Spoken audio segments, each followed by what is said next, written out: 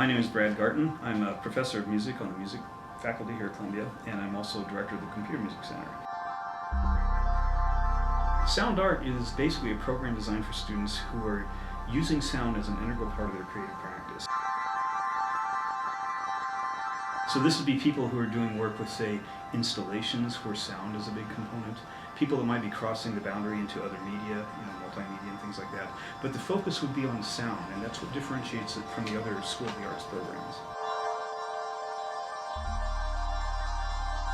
When this place started in the 50s, you couldn't go to Sam Ash and buy a synthesizer or an amplifier or anything like that. You had to basically make what you wanted to use. Many of our students are making physical things. They're still inventing new instruments and making sculptures, and not just, we do a lot of programming and kind of virtual things like that, but a lot of it also these days comes back into the real world.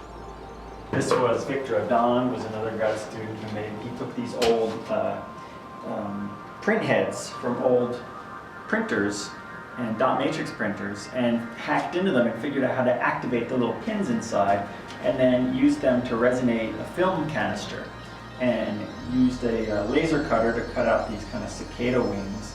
And then he had an amazing piece that was 8 of these and 8 computer-controlled pianos that were playing at the same time. In a certain sense, the Sound Arts program is a student-driven program, because we were having students that came in that wanted to build sound sculptures. So in our classes that we teach, classes that I teach, classes that Terry Penner teaches, classes that Douglas Repetto teaches, we focus on these things already. It used to be that the only way you could get access to computers was to come here. Everybody has their own laptops now. So we've had to replace that with access to things like rooms where you can rehearse pieces, rooms where you can work up new performances with new performance technologies, rooms where you can build things. We've got a pretty good electronics lab. And in addition to that, they'll have access to faculty, say the music department. They could take a class with George Lewis or Fred Lairdal or some of my colleagues there. And they can work with the School of the Arts people, in collaborative projects, things like that. So we're a center, which means we're open to everyone at the university.